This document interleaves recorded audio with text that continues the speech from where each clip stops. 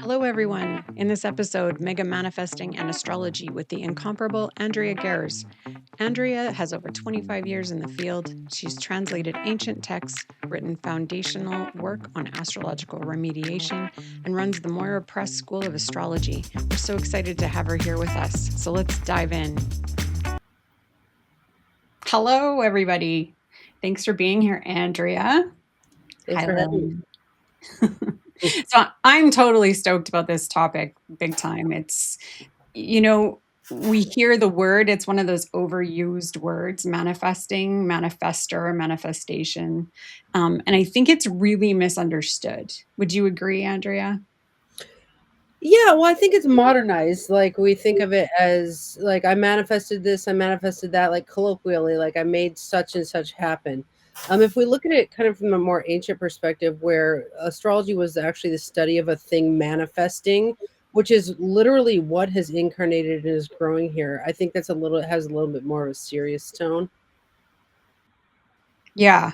Yeah. Well, and I mean, I don't know about you guys, but when I first learned astrology, like you only ever heard that word in relation to Jupiter. Jupiter was the manifester in the chart. Mm. And over time, you realize that the whole chart is a story that is talking about how people manifest their lives, right? Would you Mhm. say that's true? Absolutely. Well, okay, so let's look at the now, and I guess I'll err on the side of talking more because when I have guests on and they talk a lot, then it's easier for me as those. But but you interrupt me if I'm We talking too have long. questions. We'll have questions. Okay. But okay, so really, what I study I read a lot of ancient Greek books about astrology, and they kept talking about this thing. They would say, look at the telos that is growing here. Look at the telos that is growing here. And I was like, what is a telos? I was trying to translate these books, but I didn't quite understand them. And so then I went to this history of science convention and I went to this talk on teleology. And then they were talking all about the telos, which is a thing manifesting into itself. So teleology is the study of things manifesting into themselves. So if we look at astrology, it was actually the ancient study of teleology. And it's actually mega manifestation, like the Tetrabiblos, one of our most renowned ancient texts on astrology, was actually called apotelosmatica, which means all things about a telos manifesting full on. So the idea with astrology was you were supposed to study your chart to see what is manifesting here, what is your telos is the word for it, and then take that to the nth degree. So they would even say that you're supposed to marry your intelligent mind to your heart mind, which is you get strategic about what you're going to feel like doing. If you might say, my sun in Sagittarius feels like adventuring, so I'm going to start planning for when I feel like adventuring. And then they get into like the mega manifestation of a being through that kind of process. And so yeah, it's astrology is manifestation theory, literally. It's not the same as the modern manifestation theory that says like whatever you vision you can have. We would say Right. that a chart can be any chart can be excellent at something for which it is sent visions and then can go about visioning about that thing. But it's kind of like you're supposed to study what is manifesting naturally and then take that and really manifest that to a level. I love that. And I think, one of the finer distinctions is you're not talking about manifest destiny, right? The implication that if you desire it, you should be able to make it happen and you should get support for that. I've been thinking about desire or the things that drive me to manifest. And when I think about them, I think about the desire almost as a diagnostic rather than something I need to have. You know what I mean? And maybe it's because like I'm old enough that I've had enough pizza to, have great memories about pizza for the rest of my life. You know what I mean? So I'm not greedy for it and it's not new. I love that distinction that it is the expression that we are manifesting versus I'm going to get 10 more cups of coffee while we're here. And that's really important. And that's me manifesting. You know what I mean? I appreciate that. Well, okay, so interesting they call it a diagnostic, like a vision. Okay, so in the Greek realm, there was something called the fantasia realm, from Mm, which we get fantasy.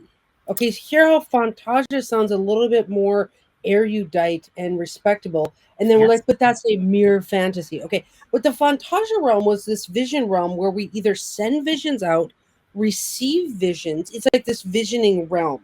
And that's why Wow. we call it a mere fantasy, is it only exists in the vision realm, right? Well, Mm. so a Fantasia was said to be sent to us about our chart, and that's why you call it a diagnostic, right? Is like Yeah. a dream is a Fantasia, and the Yeah. Greeks would be like, I have hearkened to Fantasia about my life path and purpose. Whereas we say, like, I had this fantasy that I had a great job on Wall Street. It's like they didn't say it like that. They would say, like, the vision has showed me what I am Oh, here to beautiful. manifest, Yeah. right? I think that's that version of what you're talking about, is like the vision shows us and helps us understand what to.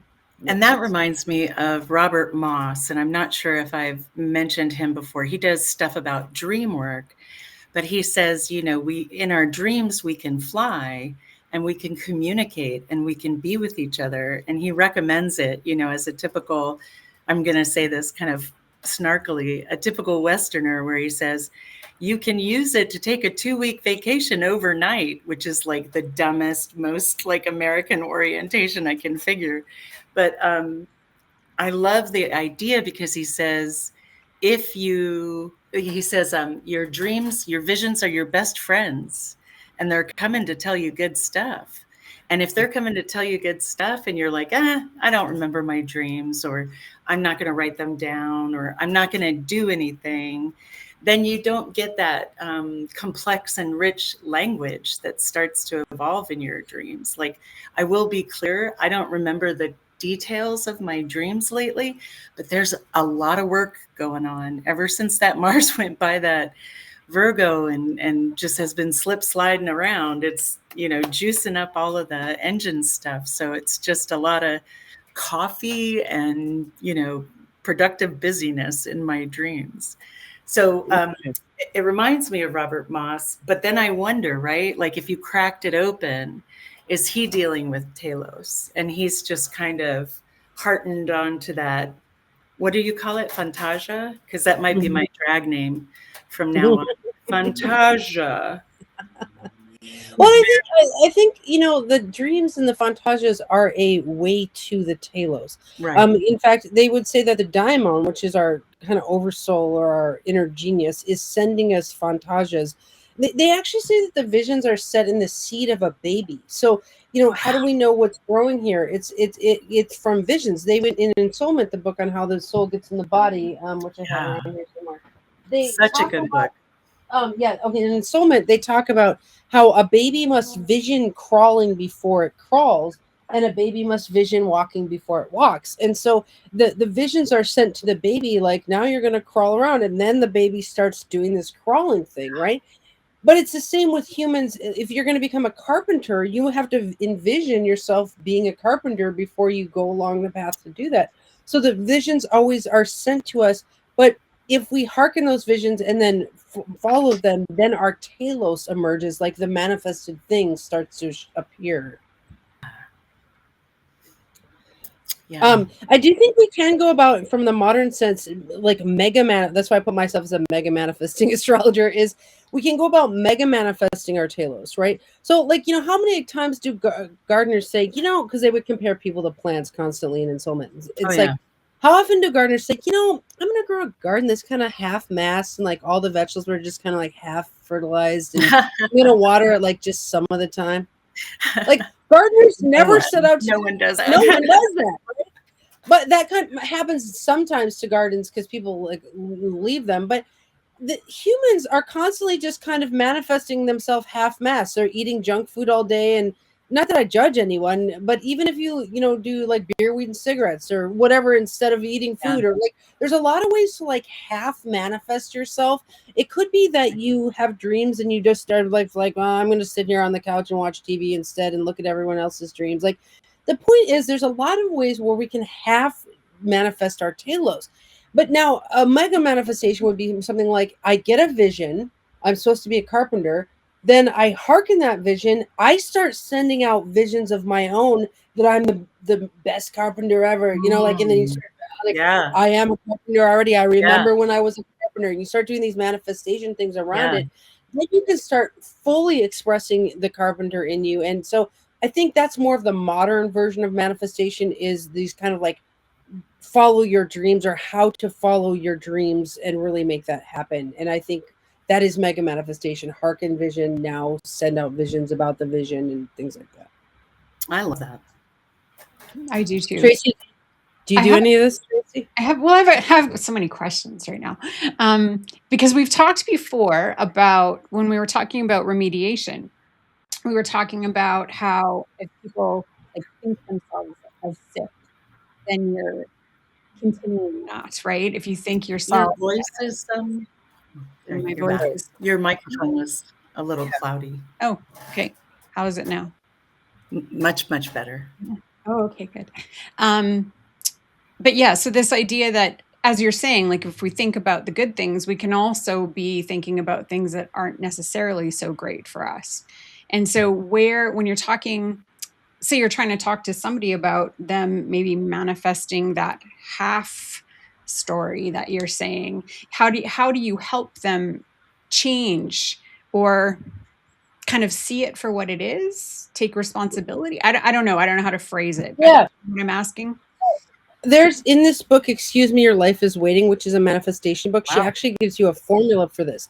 So if you start envisioning, if you start getting visions of things that, like, I'm sick, I'm going to have a heart attack, I'm going to have a heart attack. What she says is, you want to do a flip switch. I can't remember what she calls it, but you actually want to have a manifestation vision ready. For mine, it was bead bonanza, because, I'm always like making beads and trying to make chart beads and stuff. Yeah. And so then I was like, okay, if I start tripping out on some thought I don't like, I'm going to flip switch over to bead bonanza. And like, you basically you actually prescribe, and you can choose something different every month or whatever, but something that you are manifesting that is catchy. That's where we get into memetics, which are contagious thought forms of, you want to contain, like bead bonanza is contagious. Like it's alliterative. Totally. It makes a vision of beads everywhere. Like, so every time I trip on something negative, and for me, it might be like, oh, that person who's mad at me right now hates my Facebook page. I think I talk too much. Like, for me, it's a lot of that stuff of like, I talk too much, this and that, but I have to talk a lot because there's like content pushing out through my page all the day. Right. But it's like self-hating thoughts that I fight with. And then I'm like, bead bonanza though. What about that bead bonanza? Like, and so it's like, you're literally supposed to flip switch and have something ready so that you can waylay that kind of thing. Yeah. Yeah. I love that. Kind of what you were asking? I like that. Yeah. And I think, like, I know I did a lot of work with this around because of my RA, the amount of time I would tell myself that I was weak or that I couldn't do something, or, and it's like, it's shocking when you start actually paying attention to those thought patterns, how really, invasive they can be and prevalent. So I love that idea where you can actually just find something that you can quickly flip that off. I did not find something quick, but I was able to catch it often enough that I changed a lot of the dynamics, and it changed my health massively. It's interesting. Someone in my life, I won't say who, but she's someone that I love very much. And there's someone in her life who's a little abusive, and he called her entitled and lazy and all this stuff, which she's not. She's actually like extremely hardworking. And so I'm having to fight that insidious, contagious thought that he implanted in her mind. Like, literally, I'm at 100 times. Like, I'm just like now I have a lazy Susan in my kitchen. I'm like, oh, do you want the plates over on the entitled Susan? Like, I'm just making all these jokes about it. Like, but I'm having to basically kill the thought with humor, like, over and over again, because the negativized thoughts especially are very contagious. And in memetics, we're dealing with contagious thought forms. Viruses are very contagious. I remember when COVID was going around, I was like, oh, you guys are killing me with your contagious idea of COVID. And so then I remember there's this like magic card. It was like some disgusting bug. And I was just like, here, look at this. Like, I was trying to give a contagious thought form. COVID card. Yeah, exactly. I was just like, you guys are so contagious with your idea of illness. Like, so a lot of problematic ideas are extremely contagious because there's a problem to solve about it. Like, do I get vaccinated? Do I not? Is it real? Is it? Am I going to someone going to me? Like, and it's like I had to fight the contagious COVID idea, a million times. But like, so I think we have to be careful of negative thoughts that are problematic because they are the most contagious. Okay, so I agree 1,000,000%. And I often have fallen in the past into that. And I do write about COVID a lot, but I will tell you what I think about it from. I feel like the environment is shifting like Dune, you know, like when the folks went to Dune. And if you don't put on a still suit and get those oxygen guys up in your nostrils, that's it. And my goal is to figure it out, but it comes more from I graduated in 1984. That was 3 years after they found out about AIDS. I moved to San Francisco. Our group house had a bowl full of condoms. I had to change who I was hanging out with so that they would wear them because I wanted that. I saw people dying, so I wanted to stay alive. And so it's like a little echo of that, and then much more about like, wow, our environment is just grabbing us by the short and curlies and wiggling us around, Well, that was the same transit that HIV came out. I think HIV was the Pluto-Saturn conjunction in Libra, and COVID was the Pluto-Saturn conjunction in Capricorn. It was absolutely an HIV-style contagious, fear state of humanity, and the masks came, which is like the face condom, essentially. Oh, but I love them. I love them. I love them, right? Okay. Not because of those masks, but because if there's ever an opportunity to put a mask on, I want to put a mask on, and I want to make it fun and all the other kinds of things. But I will share this that I thought was super cool. They found out that this guy who survived HIV in the late 2000s had the same resistance to HIV and the Spanish flu. And there was just this through line. And for me, disease, I get what you're saying about fear, but it's all like, we're grapes out here. Like, it is phenomenal that we get to do the kind of stuff that we get to do. And it's because we are all secretly cooperating in all these ways, or obviously cooperating, but it's taking everything we have, right, to be here. And so to me, that is part of the, you could also get blown off that easily. You know what I mean? And it hardly matters what the story is when it's. Well, it's true. I was raised as a Christian Scientist, though, and we believe in healing the body through the spirit, which is visions, essentially. And it's interesting. So my dad gave me permission to talk about his life, so I am going to talk about my dad for a second. He just lost use of his legs for a second, and when I looked in the chart, Saturn in Pisces has backed up to hit a T-square in him, and so all of a sudden his feet are cold and he has no use of his legs. All of a sudden, it's just literally the transit, right? And so the way I said about contagiously healing him was first I said to him, I said, oh, you're in, it's in your chart, to have this leg issue till January. I was like, sometimes 40-year-olds get this too. I was like, I dealt with a 40-year-old who couldn't jog in her marathon with this similar thing, and like, so basically I made him vision that it could have been, it's not his age, he's not dying. I was like, oh, we're just going till February, we're not dying, we're just going to. So number one. Then he's a hockey player. Then I sent him a bunch of images of hockey players with no legs, like the hockey players who are in the ones who have like one leg or are paraplegics or whatever. Yeah. And they go around. I showed it him. I was like, oh, look, this is you right now. You're this fierce. You just don't have any legs right now. Yeah. Until January, right? Yeah. But the reason that heals him is it shows a fierce beating heart, and he's still a hockey player. He has a Mars and Sag opposed to the Moon square Jupiter. He's like, oh, I was like, this is you right now, right? And so see how I didn't look at him like, oh no, are you dying, Dad? Are you dying? Oh no, like that is a killer thought, right? But it's just like, check you out playing hockey with no legs. Let's go. Yeah, that's what I'm talking about where we switch the vision into one that is not killing you. It is tricky. I mean, you're right. A virus can take you out, but so can a thought. I mean, and you were right. I absolutely agree with you. Viktor Frankl, the guy who wrote Man's Search for Meaning, he's this psychiatrist guy or psychologist. He was writing his book. World War II happened. His whole family went into the camps.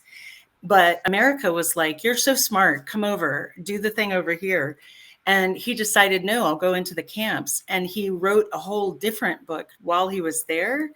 And he was like, even in places where there are efforts to make behave in ugly ways, there are ways to retain humanity and sustain that vision. And it requires that vision. He would talk about people who even picked like the kind of the wrong vision. Like they'd say, I'm going to be saved on August 14th. And then by August 17th, they were dead because their vision didn't come true, right? So I love like connecting the sense, and tell me what you think of the telos, like this inevitable natural thing that's happening no matter if we talk about it or not. And then that positive energy that becomes that thing that we can cooperate with and build cool stuff with and enjoy with. And then both of them are kind of working together. But just like you said, you can also take it the other way and create a hell on earth if you want, because it's just that easy. Well, so you're making me think of, okay, let's take it to the plants for a second. Okay, is it better to have a really robust, fertilized, watered plant that then gets chopped down one day? Whew. Or is it better to have a half-grown, non-fertilized, non-watered plant that lives on and on? Interesting. Yeah. I mean, I'm not sure. That's why I think it's better to vision that you're going to get saved and then you get taken out. Like, it's like, I want my dad to be robust and strong until the day he keels over. Absolutely. And that is mega manifestation, right? Yeah. It's like he might still have papers to write. He might still have telescopes to build. I don't know. He might just still want to love his daughter. I don't know. But it's better to do that than to scare. This is where thoughts are scary and they are contagious. Is like, I'm going to die of COVID. I'm going to die of COVID. I better not leave my house. I better not do anything. It's like this is killing me already. Like, I can't leave my house. I can't do anything. Yeah, I'm not you going to live like that. Yeah. So then you're like a half-mast plant that isn't really even producing fruit, and it's kind of a waste. So interesting. So interesting. Because I agree with you. I also like what do you think about the difference between being genuinely positive and genuinely in connection with your grounded self and all of the juiciness that's there, versus spiritual bypassing, where people aren't really paying attention and there isn't that quality, but because they're so positive, there's a sense that there's something going on that isn't. You know what I mean? Oh my God, I love that you brought up spiritual bypass. We fight this all the time. We have a Course in Miracles group on Sunday, and there's in the Course in Miracles, there's a lot of spiritual bypass, which for viewers, what that is when you go to spiritual realms and you forsake practical awareness and you basically lose because of that. Like, for example, here's one. Forgiveness. Okay, so let's say somebody keeps boundary pushing you, like they keep showing up late on you, and that's one of your pet peeves. Okay, so showing up late, and spiritual bypass would say, forgiveness, always forgive. Well, you're getting messed with, basically, right. And it's causing like needles in the spirit, so that's actually kind of killing you. And then you're forgiving, and that's actually kind of a spirit kill. So what we've learned to do in our group is boundaries, then forgiveness. Like, but we are always practical, and then we go spiritual. Like, for example, with medical stuff, like, am I telling my dad, come on, vision yourself, don't go to the doctor? I'm like, let's go to the doctor, let's get all the tests, let's see what the machines say. Here's some pictures of you ice skating with no legs. Like, we do it all, right? We don't ever do spiritual bypass. But I like I would wear the mask with COVID. I wouldn't, go, I would do all the things practically and also do the now that would be mega manifestation. Yeah. So I want to share a story with you from a long time ago, because it sounds like what you're talking, and it involves a friend of mine who's quite lovely. It was while we were in art school, and she built motorcycles, rode horses, real badass character, right? And her horse fell on top of her. And so literally half of her face was like black and blue and, just kind of busted up. And I came over and was hanging out with her. And she said, I'm fine until I see myself in the mirror. And I was like, yeah, well, let's fix that. And so we covered all the mirrors and went through her photos and found like the best pictures of her that she loved. And we put them up. And then I was like, you're going to forget about this. So let's take some pictures now of this thing you went through with your horse, and the horse is fine too now, after all that time. And that was funny because she slid the packet of pictures under my door at the studio. And I opened them up, and it looked like somebody had just beaten the crap out of her. And she called it her domestic violence series. And I was like, don't do that, don't do that. But it was really remarkable, the difference that it made to walk up to a picture, even with the mirror covered, and then there she is, right? The one we know that's there, that is. That's brilliant. Move through that. Good. Okay. Good. Yeah, that's exactly kind of how Christian Science works. Is you always feed back a picture of health, and then that is what they go for, basically. Yeah. Yeah. I like that. I like that. So what if manifestation takes for fucking ever, for example? Well, what if it's the slowest process in your toolbox? God damn it. I know. Well, it takes a whole life, honestly. Well, I was talking to Demetra George, and I was like, do you think that Hellenistic astrologers are missing teleology? And she's like, absolutely.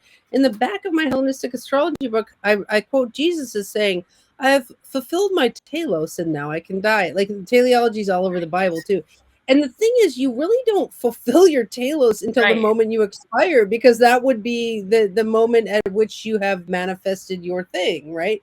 Yeah. But I do hear what you're saying. Like, manifestation does take a long time. Sometimes it's like, that's why we, for example, at the Moyer Press, we always let God or the universe be in charge of numbers. Like, for example, let's say we want a robust classroom.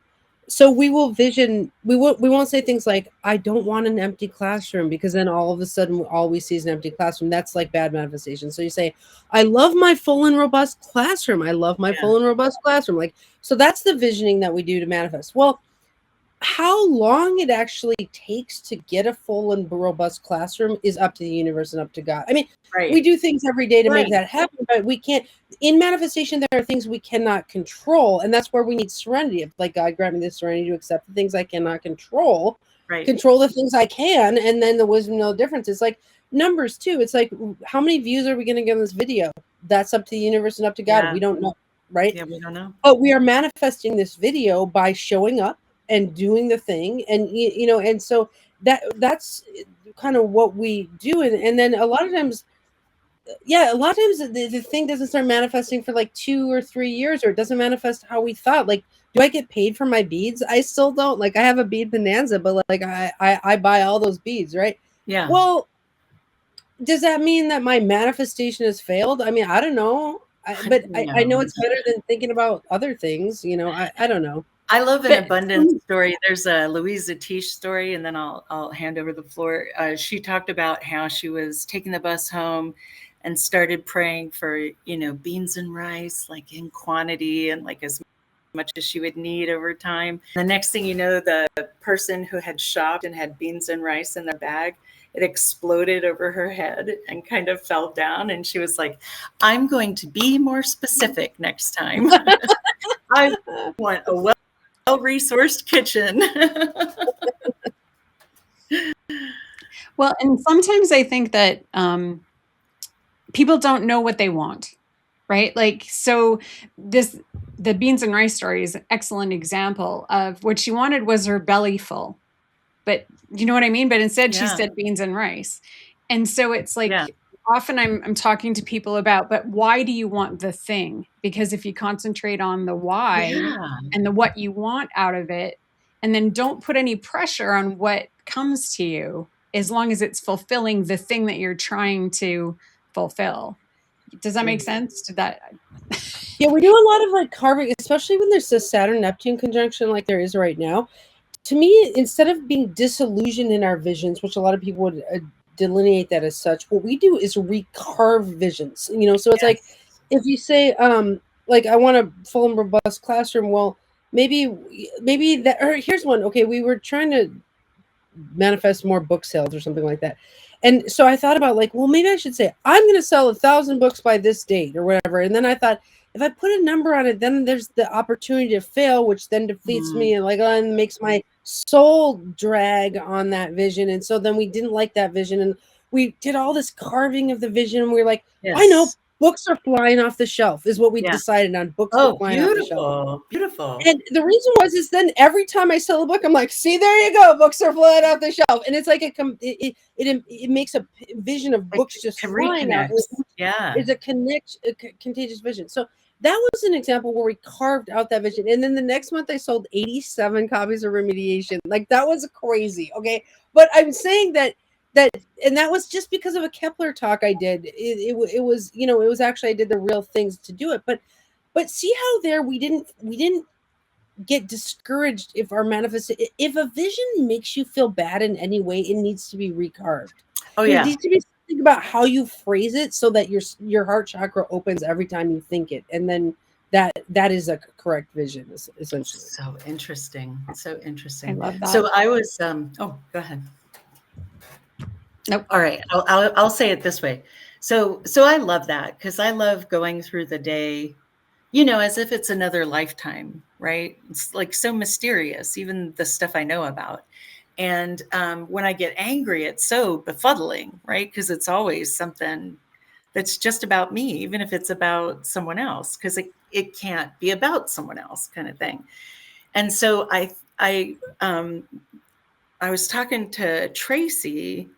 I think I said something like I had to sign into some dumb website 14 times or something before I could do this thing for our show. And then this thing happened. So I got up and walked away, and that didn't get done. And there's an arc to that, right? Because that's probably not going to happen again. Probably going to take it slower, right? And like do one little video or something like that. So there's something about that where I am giving not suffocating a negative thought, but it always goes, okay, we're not doing that now. Go ahead and get lost because we're going to do da da da da da da da da da. It really depends. Like it has to be a, narcissistic or malicious thought. And then I'm like, wow, we're not doing that. And then I usually go, because I am alone a lot, I go, you're by yourself here. Who are you fighting? Who is it? You know what I mean? Just to feel it. And if I even let that happen, then the positivity comes back in droves. But I do have what you're talking. I'll go out and feed the fish, or go out and look at the squirrels, or I'll go for a walk or something where the reality, the splendor of reality is undeniable. And so it helps me kind of realign with the stuff that I like, the stuff that I want to do. Yeah, I think in some parts manifestation comes down to mind control. I mean, it's just like having control of your body. It's like having control of the where your mind is going. I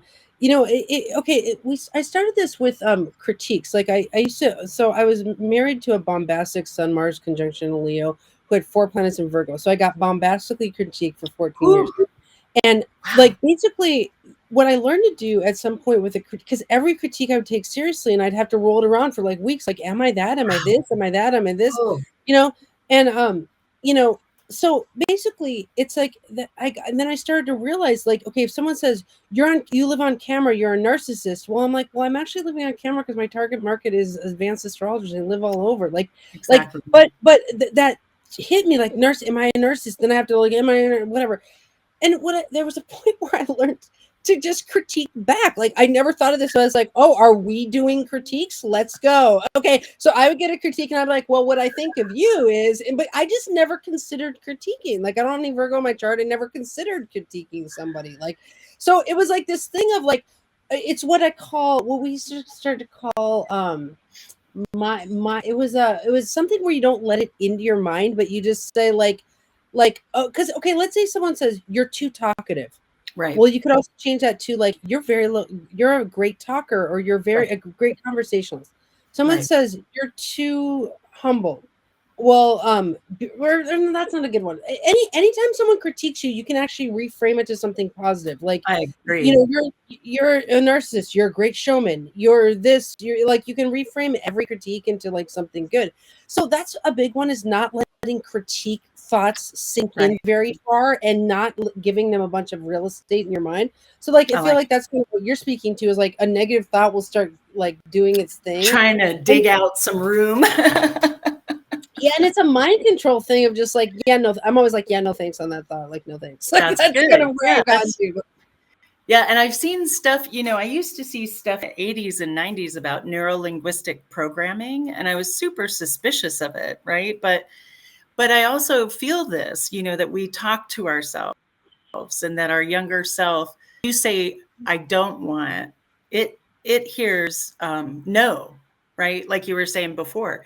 If you say, I want no problems, it just hears, I just don't want anything, you know? And so I appreciate that. And then the other piece about like being guided by sounds, like I got really mad the other day and it was making me laugh because it's not funny, but it made me laugh because it was after I was physically vulnerable and I felt really vulnerable. And I woke up and there's one person that just boils my bacon when I'm in that space. And I was like, so who is that in me that is riling me or is so threatened that they have this energy come up, right? When I'm coming back into the world, kind of thing. And it's interesting, but I love that because I do appreciate that less real estate for crappy stuff is helpful. So much Virgo. So I have to filter it versus choose less. You know what I mean? It shows up whether I like it or not. Kind of in a Piscean way, but with those Klieg lights on, looking for errors. Well, you know, it's interesting because I feel like you and Tracy are starting to get like more like ubiquitously all over the internet. And I was reading this thing about influencers, and that's because of what you guys are becoming. And it was saying one of the hazards of the job is being critiqued. And like, so it's like every time someone gets mad at you, they'll watch your page with a critiquing eye. And like, I can psychically feel people critiquing me. I swear to God. And I'm just like, oh, so-and-so is mad at me right now. And like everything I do is annoying to them. Right. But it's just, it is like a job hazard. It would be just like, you know, cutting off your finger in a sawmill or something, you know? Well, even when I went to college, I went to art school. And so we had critiques of our work. And it was funny because, you know, just like I love clowns and I think all of the crazy things in the world are perfectly normal and where's your prosthetic nose? I also got the message early on that you're going to miss those critiques. You know, you're going to miss the peers that are also striving to make quality stuff. And I think that that's the difference that makes the difference is when you're hanging out with folks who are doing like stuff, it's a blessing to get a critique, you know, and it's not, and also I'll say this, when I worked at Microsoft, the whole principle sounded just like your production meetings. You would bring in an idea or presentation, and everyone would kind of take it apart, you know, to see if strong here or weak here. And then what would happen is the group all together or several people would come up with the final idea, and it'd be really cool and much, much better. And it made me less sensitive to critiques. And that doesn't mean I'm always not sensitive to critiques, but I also like one more is Harry Potter. J.K. Rowling said that, you know, she knew she was ready to put out her material when she was ready for critique on the material, and that she expected that as part of her work. So I expect that as part of our work. I don't want the freaky shit, but I'll take the critique. There's something we said there is like, okay, you got to let people get their vision out. Like, so let's say I say bead banana and somebody interrupts it with a critique and they're like, that's stupid to want beads. That's so stupid to do something with your life. That actually interrupted something that I actually want. Like, I'm like, I want a bead bonanza and you just interrupted my vision, which feels awful. But if I've gotten my whole vision out for the bead bonanza and now we can all together carve the vision together, that's very different. So it's like, are you letting somebody interrupt your visioning process, which is detrimental to mega manifestation, or have you have a fully formed vision and now you're ready for discussion and whittling of it? I think there's some vision control going on here. I like that. Yeah. I will say, after I found out I had ADHD, my husband and I, who kind of approach things like we literally have relationship summits. We used to go Wow. to a hotel for 3 days and like discuss whether or not our love maps were like up to date and what we want to do in the next couple of years and where we were going, real corporate headed kind of stuff. And, oh gosh, I can't remember the point of that. Oh yeah. So we have, nope, it's gone. It'll come back. Sorry about that. Yeah. Well, I do think okay, so they say with visioning and mega manifestation that if one person's manifesting a vision, that's one thing. Let's say it's prayer. Like Yeah. like in churches, they say Yeah. if one person prays for a thing, that's powerful. But if a group prays for a thing, Right? then it gets really powerful. So, we have business meetings every night from 10:30 to 11:30. And what we do is align our vision. Okay, so I'm like, this is what happened at the My Press Day, and then Shane comes in and we like get a shared vision. Okay, on this Yeah. issue, we're gonna do this. But that's like two of us praying or manifesting the Moyer Press, and now it's getting bigger, right? And now there's a team of us. And the thing is anytime you can get someone else aligned with your vision, Right. that is helping mega manifesting. Anyone is anyone as a team, honestly. I love that you said that. It's changed my whole life. But here's what I would offer instead. It is of utmost importance that people have those boundaries and don't become enmeshed or project their desires into a separate group of people for them to accomplish their desires. So one must be grounded. And then I think there's a very natural desire to have rapport with people who you enjoy. And then I think it is really natural to produce more stuff and things get even more and more exciting. And I love that you're saying prayer. Like here, there are immigration folks in town. And so we go to the people who are helping the other people. And the first thing they say is, the people you think they're helping can help themselves. That's why they're not here. The people that you're trying to help are all of us as neighbors to say, we're here and this is what we want. We're here and this is what we want. And it just kind of took what could be a prickly situation or disrespectful or, it's ripe for negative feelings, and really turned it around, and you could feel it. And then they started singing and it felt like the 70s, but a good kind of way.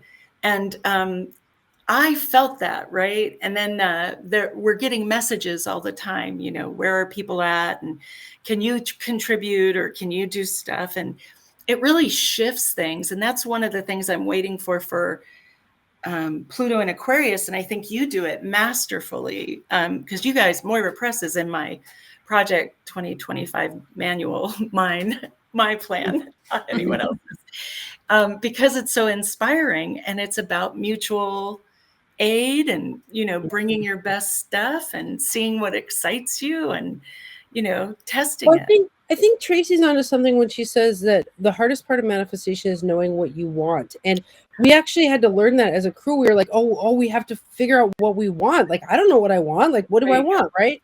And so I do think you have to pull up your adult pants and say, I need to want something. And that is the first step. Yeah, that reminds me completely. So ADHD. So we have a hypothesis that the way we have ADHD, which is sort of to get out of the way, which could be annoying if you're a kid, right? Like, we're going, what are you doing? Why did you go grab a book? Let's go. Created this series of interruptions right at the beginning, such that we didn't know what we would want. But with you saying that too, I think it might just be a natural state. There's a lot of richness to knowing what other people want and a lot of beauty to it, right? And I know for me, my mom would, if I told her, hey, I would like to, I wanted to be a model when I was a teenager. And she was like, all right, what is the service you'll do? I appreciate you've got cool ideas, but what is the thing that actually will keep you on this level earth? And I really appreciated that, because it reoriented my brain to somewhere where I could think about, what am I doing that's good for people? even while I was full of hormones and Yeah. fun notions. So anyway, back to the ADHD. Now that we pay attention to it and we document it and do all kinds of stuff, because you forget everything if you don't. It's so clear. We have to give each other a million tries when we're starting something, but we're both so committed that if we just do that, and like you're saying, no pressure, like who cares? Like he used to do this thing where he could perfectly say back to me the thing I wanted to hear so well that I would go, oh, no, because I already can think that myself. I want to know where you're at. Like, I would that was what everybody thought, but no, I actually do need to know where you're coming from. And so now we get all of these tries to, like, we're doing our finances together and we're figuring out what we like, and things are getting done and things are getting maintained, and that will flow out to the rest of our lives. And it's interesting because it took a long time to figure out what those beginning steps were, for each of us. Yeah. Well, I know with the 1 minute we have left, one of the things I want to say that was really pivotal to learn was be careful what you want, and want something that's for the greatest good of all concerned. So, Yes. it's really good to ask yourself, God or universe or source or spirit, what is your will for my life? Yes. And then when you figure out what the universe's will for you is, then go about manifesting that. And I think you'll have a very fruitful situation where you're helping a lot of people, because just wanting stuff because, like, I want $1 million. Well, is that really helpful? That's what I mean. Like, desire is not destiny, right? Manifestation is not destiny. It's what you have to work with. And then everybody gets work for all their lives because they're telosing, right? I mean, I'm sure that's not a word, but and they get an evolution with their community, because biologically we're meant to be together. We're gregarious. So we're meant to multiply that bounty. We still have 10 minutes. Is that okay, Andrea? Do you still have 10 minutes? Or do you have to go? Don't you have to go off by 55? I got a timer and it's at 45 minutes since we started recording. So we're good. Yeah, I think I see. Okay. Yeah, no problem. So I want to go back. You had said, talking about your group and manifesting together for everyone. And I'd had a thought a while back about how whenever companies go public, they lose their soul, it seems, like the vision of whoever started it, because now it becomes about money, and it becomes, often not always, but it's a board that really isn't connected to anything except for trying to bring in money. And then we have this model where, like the guy in Seattle who sold or gave shares to all of his people in public, and everybody said, oh, now you're going to lose all your money and whatever. And they ended up like quadrupling or 10 timesing their income, and the entire staff benefited. Right now, they're all working for a common good. And when can we get that to catch on? Like, how can we convince people that making money can benefit everybody, not just like 5 people should have all the money? How do we work towards that? That's a good question. I mean, that if that's your cause, I think, telling the world about that concept would be a good start. I think every chart manifests something different, and so in that way we can have abundance framework of, like, if we all manifest our charts, no one will starve, because we all I was trying to read that book, Think and Grow Rich, and I was like, oh, wait a second, I don't want to be rich. Think and Grow Rich with friends. I was like, I want 1,000 friends. Right. Right. So it's like my chart just doesn't care about amassing money. Right. But another chart does, and I think what I'm more into this kind of, it's not communism, but it's like a state where we all kind of have enough money, but we all manifest our own chart, whatever that is. Yeah. So I mean, but I hear what you're saying. That's a really good point. Is I think we could start, Tracy, by getting people to manifest what God's will for them is, not necessarily, like, I want $1 million, but it's just like, what is really the greatest good of your life in the chart that you inhabit, and then go from there, Right. Because some people might be here to amass money, but maybe they're supposed to be a philanthropist, and that's why to amass the money. I mean, it's not wrong to amass money. The radically different Earth schools are astounding in their variety. I mean, even more so than genders, there are different earth schools. And I'm always outraged because I think my earth school is the super best. Plus, people can hang out with me here if they like it. Oh, yeah, the earth school. Yeah. So I have one more question before we leave, and it's a big one. Are you ready? I'm ready. So in this whole idea of, thinking and creating our reality. So what about death? Because we're told, from the moment we come out that the end game is death anyways. So Mm-hmm. what if we stop telling ourselves that? Interesting. Where does death end up falling in this whole story? Well, I think death is one of those things that we definitely don't necessarily need to manifest because it will happen. And it only happens one day of our life. So this is a problem with perseverating on death, is that it happens once and everything else happens like a lot. You have to get up and find meaning for your day a million times before Yeah. you die. Right. And so I think it's best to be surprised by our death the moment that it happens, because it's that plant theory of like we want to grow a robust plant that then all of a sudden dies one day, as opposed to just half-masting it because we're just so worried about dying one day. That's a waste of a life. Mhm. And the idea, with Jesus saying, "I fulfilled my telos, now I can die," is that maybe, according to Solomon as well, we actually incarnate for a purpose, and until we really manifest that purpose, we don't really die. Now, I'm sure an accident can happen, like a lawnmower can go over a garden and accidentally kill some plants. Like, I mean, people get accidentally taken out, I'm sure, maybe.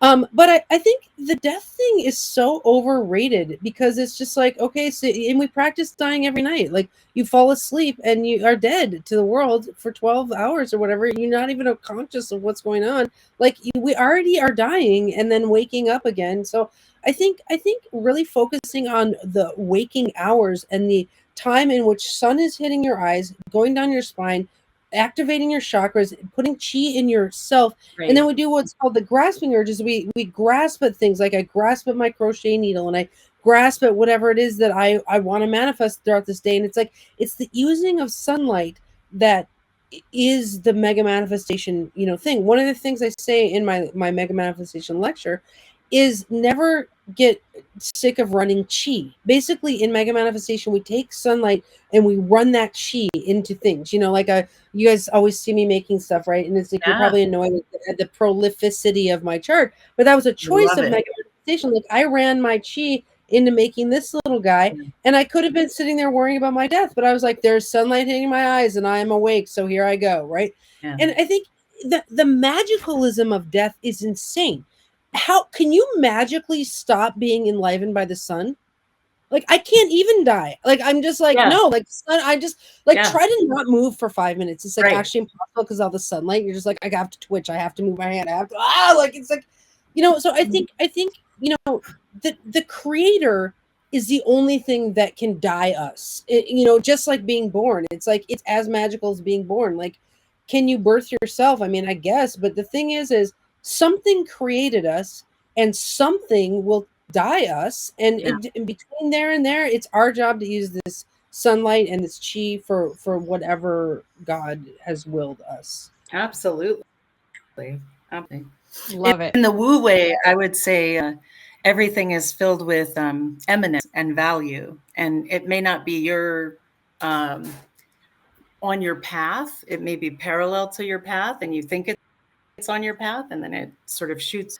And then, it's so interesting because I've been decluttering, and then I started to look at feng shui, right, and abagua, and it was so nice to feel like that. Since I had cleaned these rooms, and it doesn't have to be cleaning.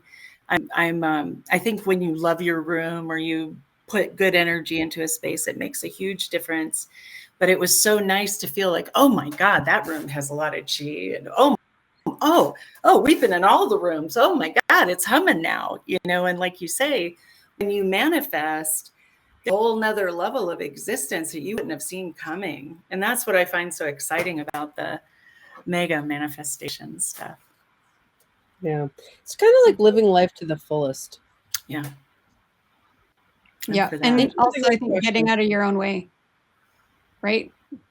Lots of people getting in their own way. what are those like limiting beliefs that limit us? Is like I might die tomorrow, or like, oh, there's tons of limiting beliefs, but that's one of the things manifestors work against, is like all those things that stop us, and like try to swim through those. Yeah, absolutely. Cool. Absolutely. Yes. Thank you both for having me on here. A beautiful. Yeah, thanks for coming back. This is fairly appropriate for a Gemini full moon, Sag sun. I like it a lot. Yeah, this is going up tomorrow. Oh, nice. Tomorrow. All right. I will Well, thank share you it. so much, Andrea. And will you come back again sometime? If you don't think I'm annoying, I'll come back. Never. Oh my gosh. Ever. That has not happened here. Is there anything not going to happen? I try to be mega annoying if I'm going to be annoying. You can keep going. Yeah, you can work on it. We'll tell you when you get there. All right. Well, I'll have to have you all back too. Is there anything you want to plug before we go off air? Well, I will say, if you want more of this in your monitor, find me on YouTube at Andrea Gehrz or Facebook. We have a very busy Facebook community, and it's very fun over there. So it's just my name, Andrea Gehrz. I also do a talk on mega manifestation for astrologers. If you would like me to come to your group, I'm happy to do that. And it get real extensive with a step-by-step list of how to go about manifesting your chart to the nth degree. Excellent. Well, thanks, ladies, and we'll see you soon. Yeah, thanks. See you later. All right.